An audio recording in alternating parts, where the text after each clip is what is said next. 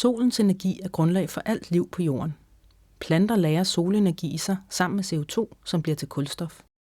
For mange millioner år siden blev enorme mængder af planter bevaret i store sumpskove. På bunden af sumpene var der ingen ilt til at nedbryde planterne. Senere blev store mængder af døde dyr og planter bevaret dybt nede på bunden af havet.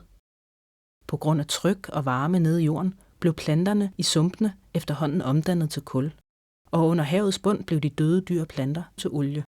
Kul og olie stammer faktisk fra solenergi og den CO2, som var i fortidens atmosfære. For mange år siden fandt vi mennesker ud af at bruge energien fra kul ved at brænde det af. I 1765 blev dampmaskinen opfundet. Dampmaskinen kunne ved hjælp af energien fra kul varme vand op til damp, og dampen den kunne bruges til at skabe bevægelse. Når kul bliver brændt af, frigøres den lagrede energi, og kulstoffet det ryger tilbage til atmosfæren igen som CO2. Brugen af kul som energikilde satte for alvor gang i den industrielle udvikling med masser af maskiner og fabrikker.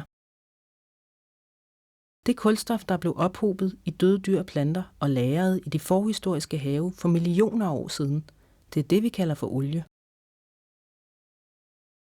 I 1859 blev den første olie hentet op fra undergrunden, og det varede ikke længe, inden vi fandt ud af at udnytte oliens lette flydende form som brændstof. Ikke mindst i de første biler. Kul og olie er vores mest udbredte energikilde i dag. Vi kalder det fossilt brændstof, og vi bruger det til transport, opvarmning og elproduktion.